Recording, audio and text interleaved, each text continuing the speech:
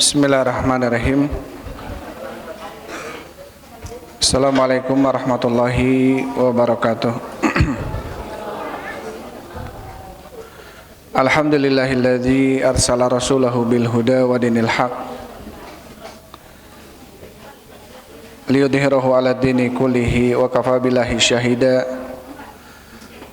Wa asyhadu an la ilaha illallah wahdahu la syarikalah iqraran bihi wa tauhida. Wa asyhadu anna Muhammadan abduhu wa rasuluhu. Allahumma shalli wa sallim ala nabiyyina Muhammadin wa ala alihi wa ashabihi ajmain, amma ba'd.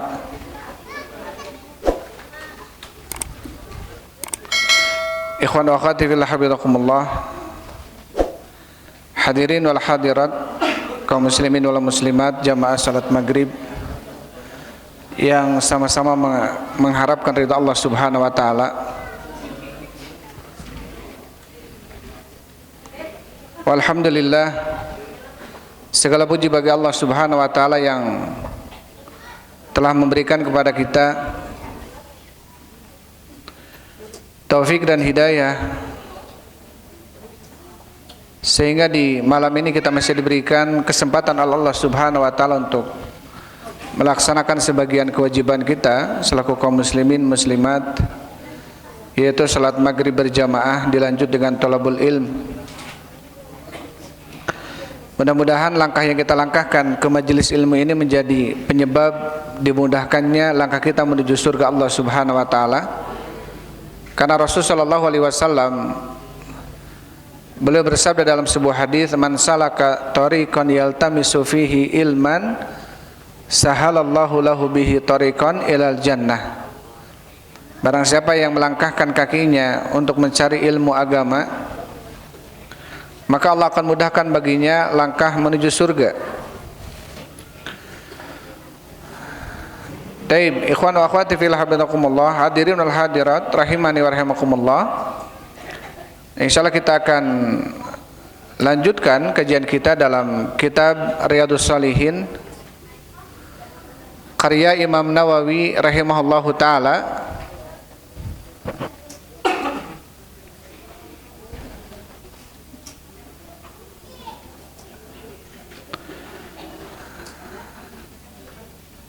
Terakhir kita di pembahasan bab istihbabis salam idza dakhala baitahu, bab mustahabnya mengucapkan salam ketika masuk ke rumahnya. Ini bab sudah kita bacakan tentang apa? Tentang disukainya seseorang ketika masuk ke rumahnya dia mengucapkan assalamualaikum. Karena Allah Subhanahu wa taala berfirman dalam surat Nur ayat 61, a'udzubillahi minasyaitonirrajim, fa idza dakhaltum buyutan fasallimu ala anfusikum tahiyatan min indillahi mubarakatan thayyibah.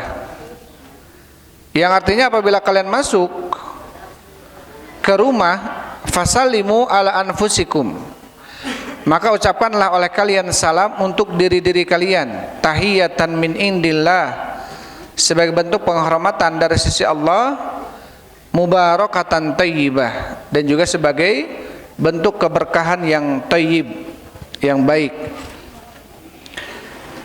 Artinya apa? Artinya di dalam ayat ini Allah menganjurkan ya agar kita walaupun masuk ke rumah kita tetap kita mengucapkan apa? Mengucapkan salam. Sekarang kita masuk ke bab yang baru. Qala al-Imam Nawawi rahimahullahu taala, berkata Imam Nawawi rahimahullahu taala, babus salami ala sibyan, bab mengucapkan salam terhadap anak kecil. Sibyan atau sabi, ya, sibyan ini jamaknya daripada sabi, sabiyun, sabiyani, sibyanu, yang artinya anak-anak kecil. Jadi dalam bab ini Imam Nawawi rahimahullahu taala menyebutkan babnya bab keutamaan mengucapkan salam terhadap anak-anak kecil. Tentunya sebagai bentuk apa? Doa bagi mereka, pelajaran bagi mereka, ya. Ini menunjukkan apa? Tentang bagaimana Islam ini dianjurkan untuk menyebarkan salam, ya, baik terhadap anak kecil, orang dewasa atau orang tua sekalipun, maka kita menyebarkan apa? Menyebarkan keselamatan, ya, menyebarkan apa? Salam. Baik, setelah menyebutkan bab, Imam Nawawi membawakan hadis. Al-haditsul awal, hadis yang pertama. An Anasin radhiyallahu anhu, dari Anas bin Malik semoga Allah meridainya. Annahu marra ala sibyanin. Anas bin Malik melewati anak-anak kecil, fasallam alaihim, maka kemudian beliau mengucapkan salam atas mereka. Wa qala, dan Anas bin Malik mengatakan, kana Rasulullah sallallahu alaihi wasallam yaf'aluhu, dan terbukti Rasul sallallahu alaihi wasallam beliau melakukan itu. Muttafaqun alaihi, hadis ini sepakat Bukhari dan Muslim. Taib. Di dalam bab ini Anas bin Malik beliau pernah melewati anak kecil, kemudian Anas bin Malik mengucapkan salam kepada mereka. Dan Anas bin Malik mengatakan bahwasanya Rasul melakukan hal ini. Artinya Rasul sallallahu alaihi wasallam, mereka atau beliau mengucapkan salam kepada anak kecil. Ini menunjukkan sikap atau bentuk tawadhu'nya beliau, ya, Rasul sallallahu alaihi wasallam. Tidak kemudian menghalangi beliau karena beliau seorang imam besar, pemimpin dunia ketika itu. Tidak kemudian beliau merasa gengsi dan tidak mengucapkan kepada anak kecil. Bahkan apa? Bahkan Rasulullah mencontohkan kepada kita, ya, beliau mengucapkan salam kepada anak kecil. Artinya apa? Artinya di sini ada tauladan dari Rasul sallallahu alaihi wasallam, ya, di mana beliau mencontohkan kepada kita untuk mengucapkan salam kepada anak kecil. Karena ketika Rasul sallallahu alaihi wasallam ditanya, siapa yang paling dahulu mengucapkan salam ya Rasulullah? Maka Rasul mengatakan, orang yang paling mulia di sisi Allah Subhanahu wa taala. Ya, orang yang paling mulia di sisi Allah adalah orang yang paling pertama mengucapkan salam. Jangan kemudian kita merasa gengsi untuk memulai pengucapan salam kita, tidak. Walaupun memang etikanya sebagaimana tadi kemarin disebutkan, ya, hadis seseorang yang berkendara dia mengucapkan salam kepada orang pejalan kaki. Waalaikumsalam. Orang pejalan kaki dia mengucapkan salam kepada orang yang sedang duduk. Orang yang sedikit mengucapkan salam kepada orang yang lebih banyak darinya. Anak kecil mengucapkan salam kepada orang yang lebih tua darinya. Ini etikanya. Tetapi ketika kita mau bersifat atau bersikap tawadhu, jadi kita mendahulukan salam kita dibanding anak kecil, maka itu tidak mengapa, bahkan bagus. Karena apa? Karena di sini Rasulullah sallallahu alaihi wasallam mencontohkan hal itu, mengucapkan salam kepada anak-anak kecil, menunjukkan bagaimana sikap tawadhu'nya beliau, ya, seorang imam besar, seorang nabi, tetapi tidak gengsi beliau mengucapkan salam kepada para anak-anak kecil. Ini menunjukkan beliau mempunyai apa? Ketawadhuan. Padahal Nabi sallallahu alaihi wasallam beliau mengatakan, mazadallahu abdan bi'afwin illa izzah. Tidaklah seorang hamba dia memberikan maaf kepada orang lain kecuali Allah akan memberikan tambahan izzah kepadanya. Tidaklah seorang hamba dia memberikan maaf kepada kesalahan orang lain kecuali Allah akan memberikan kemuliaan kepadanya. Wa ma tawadha'a ahadun lillahi illa rafa'ahu. Dan tidaklah seseorang hamba dia bertawadhu, bersikap rendah hati kepada orang lain, maka apa? Allah justru akan mengangkat derajatnya. Di sini Nabi sallallahu alaihi wasallam beliau apa? Mencontohkan bersikap tawadhu, mengucapkan salam, mendahulukan pengucapan salam kepada siapa? Kepada anak kecil. Ini sikap tawadhunya siapa? Rasulullah sallallahu alaihi wasallam. Enggak mentang-mentang beliau seorang nabi terus kemudian pingin didahuluin oleh orang lain ucapan salamnya, tidak, tapi justru Rasul memulai duluan. Kemudian di dalam pengucapan salam kepada anak kecil, kata Syekh Muhammad bin Shalih Al-Utsaimin rahimahullah, di dalamnya apa? Ada ittiba'us sunnah. Kita mencontoh sunnah Rasulullah SAW. Jadi kalau kita mengucapkan salam kepada anak kecil, kita mendapatkan pahala karena ittiba'us sunnah. Karena kita telah mencontoh siapa? Sunnah Rasulullah SAW. Wa ma atakumur rasulu fakhuduh. Dan apa-apa yang dibawa oleh Rasul kepada kalian, maka ambillah oleh kalian. Jadi ketika kita mencontoh Rasulullah, maka di dalamnya ada pahala. Maka di dalamnya ada pahala. Karena kita telah mencontoh Rasulullah sallallahu alaihi wasallam. Karena Allah Subhanahu wa taala berfirman, laqad kana lakum fi Rasulillahi uswatun hasanah. Sungguh telah terdapat bagi kalian pada diri Rasul sallallahu alaihi wasallam uswatun hasanah, tauladan yang baik. Maka beliaulah tauladan kita ya, Rasulullah sallallahu alaihi wasallam, untuk senantiasa kita contoh perilaku beliau semampu kita ya, semampu kita. Walaupun kita tidak akan mungkin persis seperti Rasul sallallahu alaihi wasallam, setidaknya apa? Saddidu wa qaribu. Setidaknya kita berupaya dan mendekati saja sudah, masya Allah gitu ya. Walaupun tentunya kita tidak akan mungkin sama dengan Rasulullah. Taib. Juga kemudian di dalam pengucapan salam kepada anak kecil, Syekh Muhammad bin Shalih Al-Utsaimin mengatakan di dalamnya ada apa? Ada bentuk tawadhu, bersikap rendah hati yang telah dicontohkan oleh Rasulullah, karena beliau bertawadhu dengan mengucapkan salam kepada anak-anak kecil. Dan keutamaan tawadhu apa tadi kata Rasulullah? Wa ma tawadhu'a lillahi illa rafa'ahu. Tidaklah seseorang dia bersikap tawadhu ya, kecuali Allah akan mengangkatnya. Kecuali Allah akan mengangkat derajat dia. Semakin kita bersikap tawadhu, merendah diri, merendah hati ya, bukan merendah diri, merendah hati di hadapan orang lain, di hadapan orang beriman. Ya, kita senantiasa merendah. Justru dengan itu dia akan diangkat derajatnya oleh Allah Subhanahu wa taala. Kemudian di dalam pengucapan salam kepada anak kecil juga kata Syekh Utsaimin, ta'widu sibyani ala mahasinil akhlaq. Ini agar apa? Agar ada bentuk pembiasaan terhadap anak kecil untuk senantiasa berbuat akhlak yang baik. Jadi di sini pengajaran ya kepada Rasulullah. Ini pengajaran kepada Rasul sallallahu alaihi wasallam. Rasul mencontohkan kepada anak-anak kecil, yaitu apa? Untuk mengucapkan salam. Karena begini, si anak itu terkadang lebih apa? Lebih menerima ajakan kita kalau ajakan tersebut kita contohkan. Ya, kita perintahin ke anak, nak ke masjid, nak belajar. Nak jangan main HP, tapi kita main HP misalkan. Nak ke masjid, tapi kita nggak ke masjid. Nak belajar, tapi kita nggak belajar. Si anak susah untuk nurut. Setidaknya dia akan menjadi apa? Itu menjadi senjata baginya loh. Nyuruh ke anak ke masjid, tapi dia nggak ke masjid misalkan.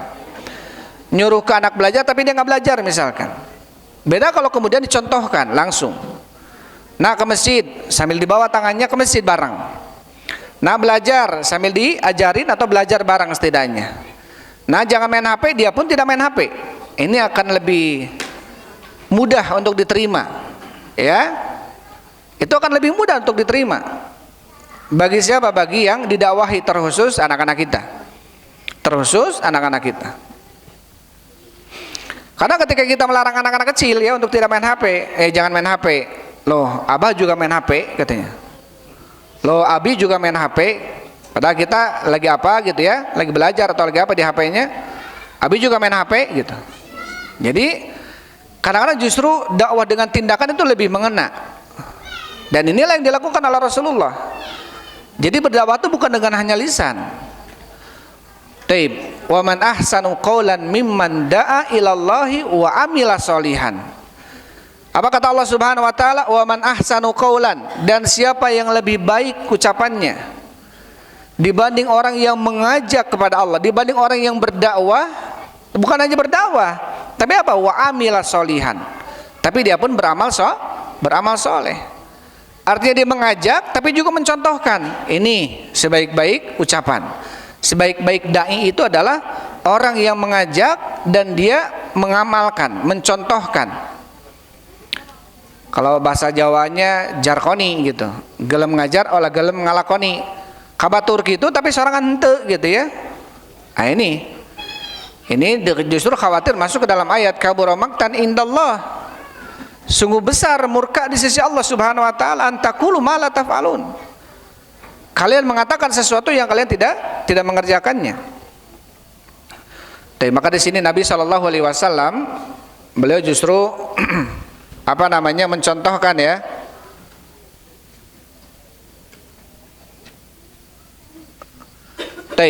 Beliau justru mencontohkan kepada kita untuk apa? Untuk berdakwah dengan amalan, ya, berdakwah dengan amalan. Dan ini lebih mujarrab, ini lebih akan bisa lebih diterima ya oleh yang kita dakwahi dibanding hanya berdakwah dengan lisan saja. Ya, nganjurkan tapi tidak mencontohkan. Makanya seorang guru itu adalah digugu dan ditiru. Maka kalau kemudian ada ungkapan guru kencing berdiri, maka si murid kencingnya berlari gitu. Kabudak ka murid tong ngaroko guruna ngaroko.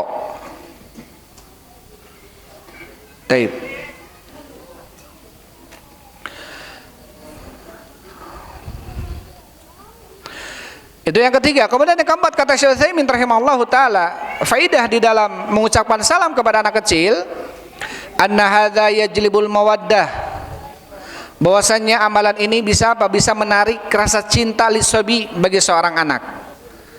Jadi dan itu teruji ya. Coba kita lewati atau kita praktekkan amalan ini.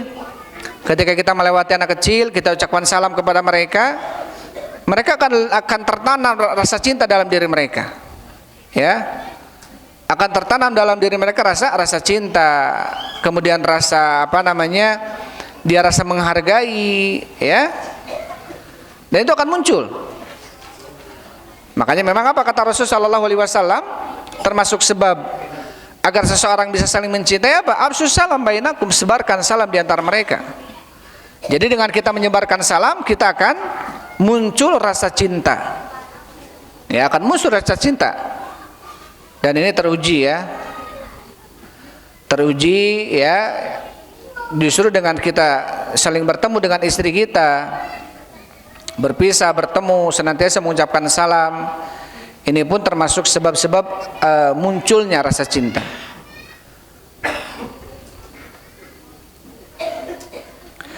Yani anna as-sabiyya yajibu alladhi yusallimu alaihi wa yafrahu bidzalik, atau yuhibbu alladhi yusallimu alaihi.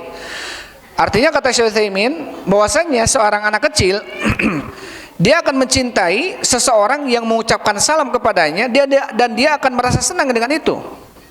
Wa rubbama la yansah abadan, mungkin bisa jadi si anak dia tidak akan pernah lupa tentang kejadian itu. Kejadian apa? Kejadian diucapin salam, ya, sama kita, ya, sama kita diucapin salam. Liana sabiyya la yansa ma marra bihi, karena seorang anak kecil itu biasanya dia tidak akan lupa terhadap apa yang telah terjadi. Tidak akan lupa terhadap apa yang telah terjadi. Tapi ini fawaid mengucapkan salam ya. Tapi kemudian setelah membawakan hadis tadi yang pertama ya, itu tadi. Jadi dalam bab salam ala sibyan, bab keutamaan mengucapkan salam kepada bayi atau anak kecil, dibawakan satu hadis ya dalam bab ini. Dan tadi 4 keutamaan mengucapkan salam kepada anak kecil. Yang pertama mencontoh Rasulullah gitu ya. Yang kedua bersikap tawadhu, merendah diri atau rendah hati. Yang ketiga dia membiasakan amalan baik terhadap anak-anak kecil, agar anak kecil terbiasa dan mencontoh gitu ya. Dan yang keempat, hal tersebut bisa menyebabkan apa? Munculnya, tumbuhnya rasa cinta. Tapi kedua kita masuk ke bab yang baru, karena dalam bab itu cuma satu hadis ya, dibawakan oleh Imam Nawawi. Sekarang Imam Nawawi mengatakan babus salamir rajuli ala zaujatihi, bab pengucapan salam seorang suami terhadap istrinya, wal mar'atu taib ala zaujati wal mar'ati, terhadap istrinya atau terhadap perempuan yang lainnya, min maharimihi, perempuan-perempuan yang mahram dengannya.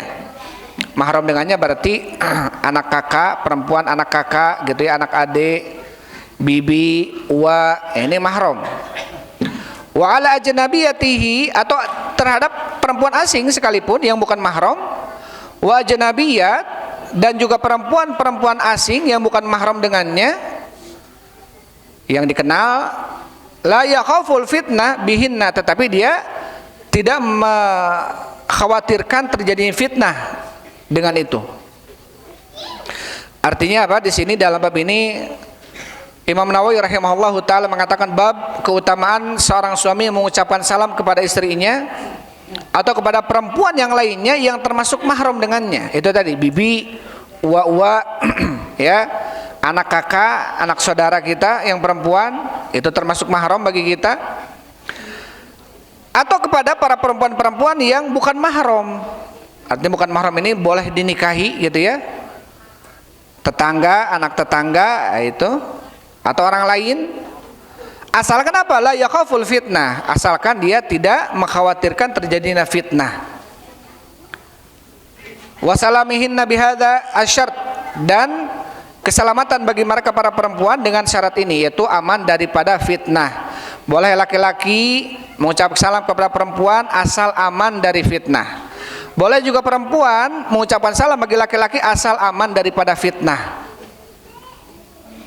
Kalau dia khawatirkan terjadi fitnah, nah ini ya bahaya. Maka sebaiknya tidak mengucapkan salam, tidak mengapa. Taib, ini bab yang dibawakan oleh Imam Nawawi, dibawakan beberapa hadis ya dalam bab ini. Al haditsul awal, hadis yang pertama, An Sahal bin Sa'ad radhiyallahu anhu qala, hadis dari Sahal bin Sa'ad, semoga Allah meridainya, qala berkata, kanat fina imra'atun, kata Sahal bin Sa'ad, dahulu di antara kami ada seorang perempuan, wa fi riwayatin, dan di dalam riwayat yang lainnya, kanat lana ajuzun, di antara kami ada seorang nenek gitu ya, perempuan, dan dia nenek-nenek. Ta'khudhu min usuli silki, dan nenek ini dia mengambil daripada usuli silki. Usuli silki ini akar pohon. Fatatrahuhu fil kidri, kemudian dia memasaknya di dalam sebuah panci. Usuli silki ini adalah akar pohon yang biasa dipakai untuk dimasak gitu ya. Dan kemudian nenek ini meletakkannya di sebuah panci, wa tukarkiru habbatin min syair. Kemudian beliau, bisa jadi sampe ya, tapi nggak ada sampe di sana mah ya. Nggak tahu iwung merenya. Di sini nggak dijelaskan oleh Syekh Utsaimin. Kata Syekh Utsaimin, ini adalah akar pohon yang bisa dimasak. Di Arab mana ayat talus ya. Di Arab itu ada sobir itu asobru kasobir. Sabar itu seperti buah sobir. Sobir ini apa namanya, dia warnanya merah kayak wortel. Kalau kita lihat, masya Allah itu kayaknya pingin gigit gitu ya, pingin makan. Sabar itu seperti sobir. Madakuha apa namanya, murrun wa akibatuha hulwun. Rasanya pahit tapi efeknya manis. Begitulah kesabaran. Pahit di awal tapi dia akan manis di akhir. Seperti pohon sobir. Jadi pohon sobir ini kalau di atasnya kayak kaktus, tapi bukan kaktus ya. Jadi kayak wortel lah gitu. Warnanya kayak wortel.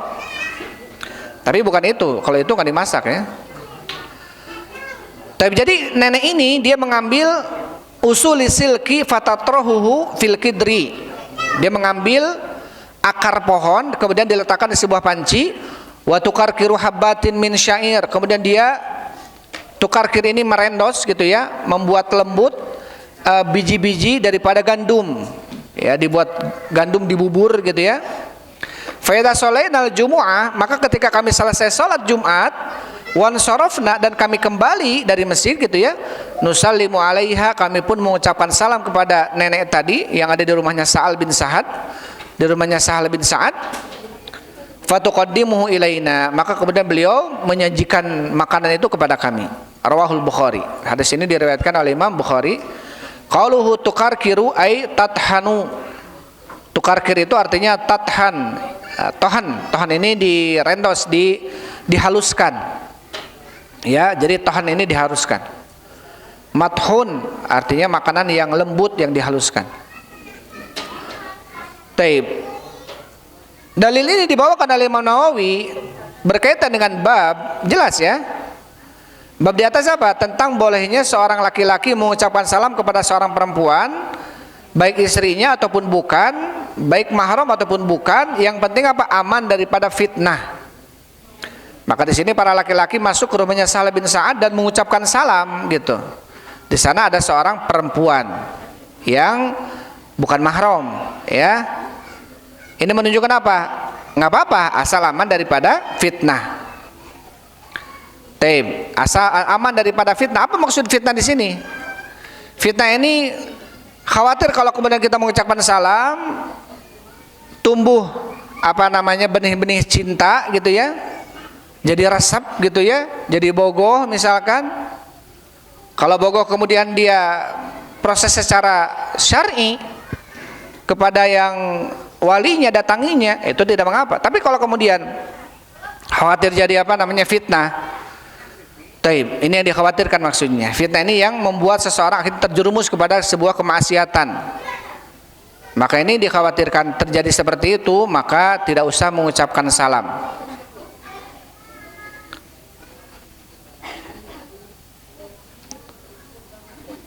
Kalau kita kemudian lihat logika di kita di Indonesia, perasaan moal merenya, makanya gara-gara salam terus jadi pakicap-kicap misalkan ya. Taib, kalau kita lihat kondisinya di Arab ini, masya Allah ya. Kalau di Arab itu, apalagi di Yaman, kita jarang lihat perempuan terbuka wajahnya, itu jarang. Di sana tuh kalau perempuan itu terbuka wajahnya, kalau nggak anak kecil 6 tahun ke bawah, 7 tahun lah ke bawah gitu ya, atau nenek-nenek, ya, pemudi-pemudi itu jarang kita lihat. Ya, pemudi-pemudi itu jarang kita lihat. Jadi kalau ada pemudi gitu ya, biasa pakai cadar, bahkan tertutup matanya juga, kemudian mau mengucapkan salam, assalamualaikum, kita jual bergetar gitu, ngadeg-deg. Dan itu pernah terjadi. Saya lewat, ada seorang perempuan lewat, padahal kita di mahad ya, mahad laki-laki, mahad perempuan. Akhirnya ada ketemu lah gitu, karena saya mau ke warung itu, dari mana gitu, assalamualaikum, ngadeg-deg di salaman gitu teh. Taib. Di dia mah biasa we ya.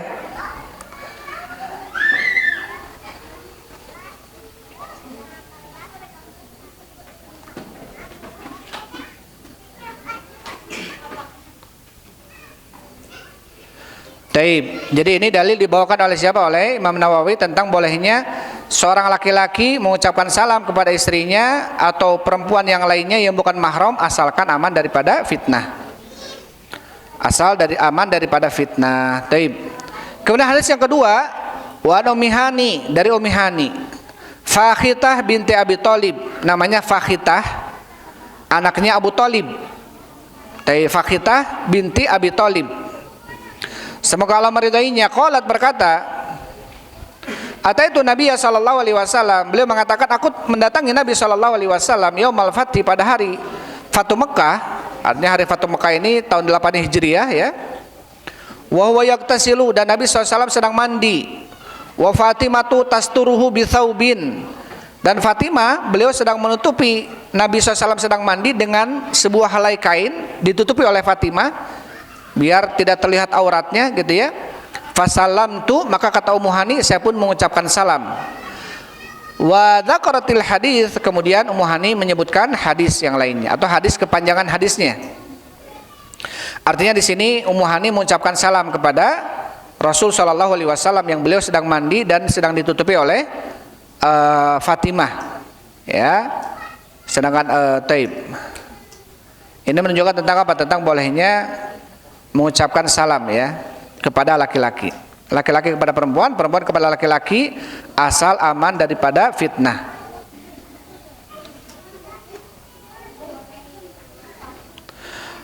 Kemudian Syekh Utsaimin mengatakan, amma salamu ala nisa, adapun salam terhadap para perempuan, fasalamu alal mahari minan nisa wa zaujat sunnatun.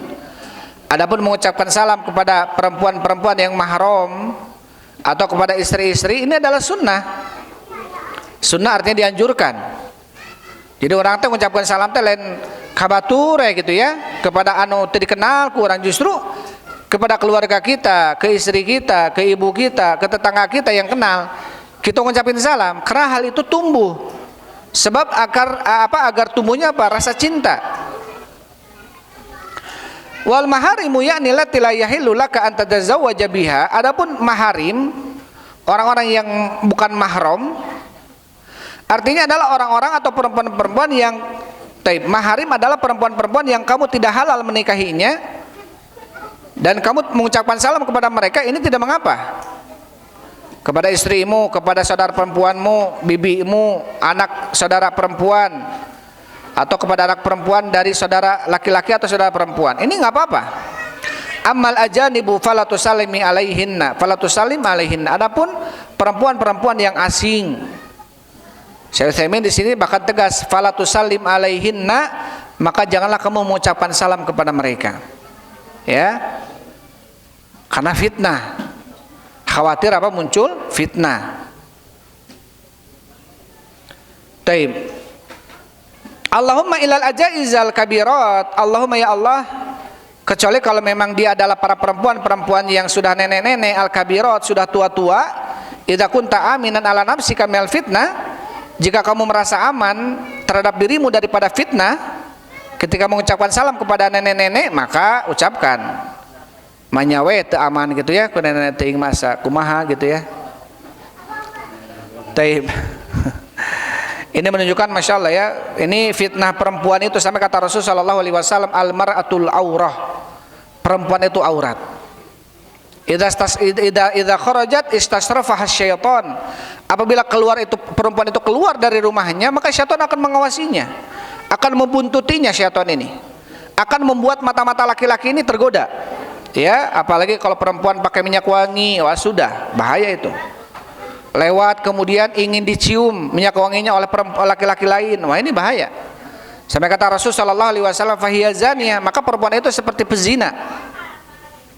Kalau dia keluar rumah pakai minyak wangi, tujuannya ingin dicium harumnya oleh laki-laki lain selain suaminya, selain anaknya, selain pamannya yang mahram-mahramnya, Rasul mengatakan fahiya zaniyah, dia seperti pezina.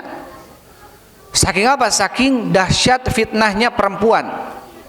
Sampai-sampai Allah Subhanahu wa taala ketika berbicara tentang fitnahnya, makarnya syaitan, inna kaida syaitani kana dhaifa, sesungguhnya makar syaitan itu, tipu daya syaitan itu lemah. Tapi ketika berbicara tentang tipu daya perempuan, inna kaida kunna azim, sesungguhnya makar perempuan itu, tipu daya perempuan itu sangatlah besar. Nah, ini bagi para perempuan-perempuan beriman untuk bisa menjaga dirinya. Agar apa? Agar tidak menjadi fitnah bagi para laki-laki gitu. Ya, agar tidak menjadi fitnah bagi para laki-laki. Taib. Kenapa? Karena memang Rasul mengatakan al-mar'atu aurah, perempuan itu aurat. Ya, perempuan itu aurat. Sampai apa kata Allah Subhanahu wa taala, fala takhda'na bil qaul, janganlah kalian para perempuan berucap dengan melenggak-lenggok ucapannya, dialus-alus gitu ya, di manja-manja, itu nggak boleh, itu bahaya. Ya, sampai segitunya ya. Sampai Allah dan Rasulnya betul-betul ini untuk apa? Bukan berarti mengekang perempuan, tidak. Justru Allah ingin menyelamatkan harkat martabat seorang perempuan, karena mereka ini mahal, perempuan ini. Biasanya yang mahal-mahal itu kan kalau di toko biasa di etalase gitu ya, tempat-tempat yang aman. Begitulah dengan perempuan Islam. agar terjaga kesuciannya. Maka kemudian apa? Diperhatikan ya. Ini justru bukan karena ada orang-orang yang Islamofobia gitu ya, orang yang benci kepada Islam, menjadikan hal ini apa? Menjadikan hal ini sebagai bentuk apa? Bentuk pengekangan terhadap hak asasi perempuan. Sehingga mereka kemudian apa? Bergerak dan menyuarakan dengan apa? Suara hak asasi perempuan. Ya, Islam tidak adil kepada para perempuan. Padahal ini bentuk apa? Bentuk kasih sayangnya syariat ya terhadap para perempuan, menjaga harkat martabat mereka.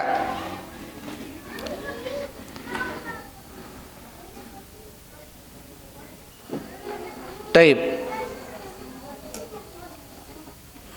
Syekh Muhammad bin Shalih Al-Utsaimin rahimahullahu taala, wa amma idza khiftal fitnata fala tusallim.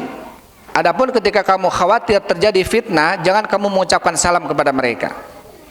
Walihada jarat adatun nas al-yauma, oleh karena ini telah berjalan kebiasaan manusia pada hari ini, anal insana la yusallimu alal mar'ati idza laqaha fi suq, bahwasanya seseorang itu tidak mengucapkan salam kepada perempuan apabila menemuinya di pasar. Wa hadha huwa shawab, dan inilah yang benar.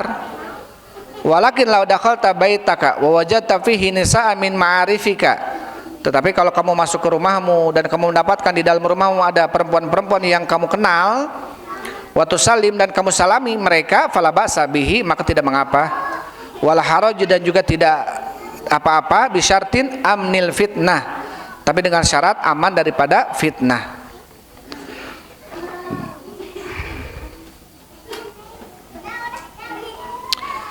Baik. Kemudian dikatakan oleh Syekh Utsaimin rahimahullahu taala tentang seorang perempuan ajuz tadi ya, nenek-nenek itu yang mengambil dari sahabat perempuan yang memasak apa? Usulul silki. Apa itu usulul silki? Wasilku naun minasyajar. Ini termasuk macam daripada pohon. Wa usuluhu thayyibatun, dan akarnya itu baik, enak. Tasluhu idaman, bahkan akarnya itu biasa dipakai sebagai lauk dalam makanan. Kemudian nenek ini mengambilnya dan memasaknya dan dihidangkan kepada para sahabat yang lainnya. Taib. Kata Syekh Muhammad bin Shalih Al-Utsaimin rahimahullahu taala, tentunya mereka para sahabat menjadikan apa? Menjadikan ini sebagai makanan mereka. Lianna sahabat radhiyallahu anhum lam yakunu agniya'a illa ba'da an fatahallahu alaihim. Karena para sahabat di awal-awal Islam mereka bukan orang-orang kaya. Artinya makanan itu aja spesial bagi mereka. Mereka merasa bahagia. Amun orang manaonnya akar iwung gitu nya, di pasihan iwungnya terus masya Allah atoh gitu. Ya, di pasihan naonnya akar-akaran gitu ya, kemudian dimakan, itu sudah mereka bahagia dengan makanan itu. Karena memang kondisinya para sahabat di awal-awal Islam ini ketika hijrah ke Madinah, seperti Abdurrahman bin Auf, itu tidak menjadi kaya dan saudagar besar ketika itu di Madinah langsung, enggak. Beliau ini sudah kaya di Mekah. Ketika beliau mau hijrah ke Madinah, disyaratkan oleh orang musyrik untuk meninggalkan seluruh hartanya kecuali pakaian yang dipakainya. Jadi ketika ke Madinah, Abdurrahman bin Auf ini hanya membawa sehelai pakaian yang dipakainya. Seluruh hartanya ditinggalkan di Mekah. Jadi datang ke orang-orang kaya yang dulunya di Mekah orang-orang kaya gitu ya, datang ke Madinah miskin dulu. Tapi kemudian Allah bukakan ya usaha-usaha mereka menjadi saudagar-saudagar besar. Jadi ini termasuk awal-awal Islam ya.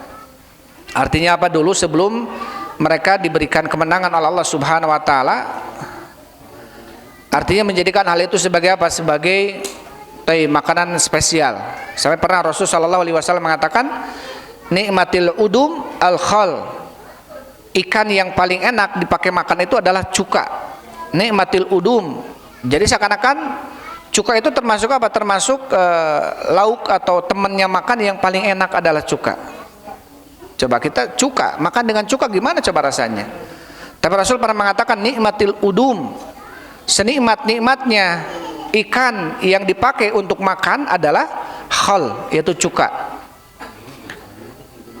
Taib. Ini bentuk ketawaduannya Rasulullah gitu ya, dan bentuk senantiasa merasa cukup dengan apa yang diberikan oleh Allah Subhanahu wa taala. Tentunya di sana ada makanan yang lebih enak dari itu, tetapi di sini bentuk apa? Syukur. Beliau tidak pernah mencela makanan apapun itu. Dalam hadis Rasulullah sallallahu alaihi wasallam, la ta'ibit ta'am, janganlah kalian mencela makanan. Ya, karena Rasulullah sallallahu alaihi wasallam lam ya'ibit ta'am, Rasul tidak pernah mencela makanan. In ishtahahu, apabila Rasul suka, Rasul memakannya. Wa lam yastahi, apabila Rasul tidak suka, Rasul tarokah, Rasul meninggalkan. Tidak mencela, nah ieu mah kieu tuangeun teh, kenapa ini memakan teh kayak gini, enggak. Kalau kira-kira suka makan lanjutin, kalau enggak mah sudah dibiarkan saja. Ya, dibiarkan saja. Ini menunjukkan tentang bentuk syukurnya beliau dengan apa yang Allah berikan kepadanya. Nah, ini makanya perlu untuk kita senantiasa merasa cukup dengan apa yang Allah berikan. Karena ketika kita merasa cukup dan bentuk syukurnya seperti itu, ada kemungkinan Allah berikan tambahan kepada kita. Ya, karena kita terlihat sebagai seorang yang bersyukur. Allah tambahkan lagi rezeki, Allah tambahkan lagi rezeki. Ya.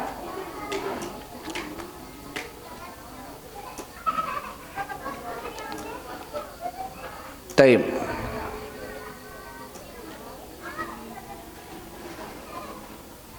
Itu dua hadis ya yang dibawakan oleh Imam Nawawi dalam bab itu.